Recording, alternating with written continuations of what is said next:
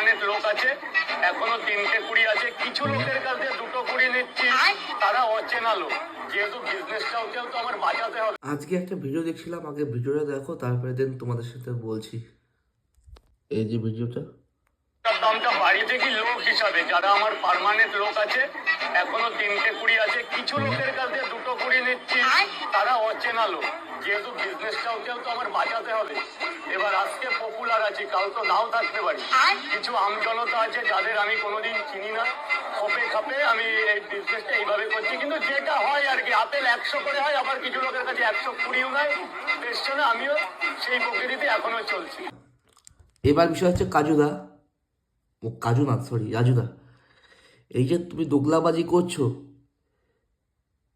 এখন পপুলার আছো, এই এখন যদি করো না দোগলাবাজি, পপুলার এমনিও থাকবে না, অমনিও থাকবে না। আর যেসব ইউটিউবার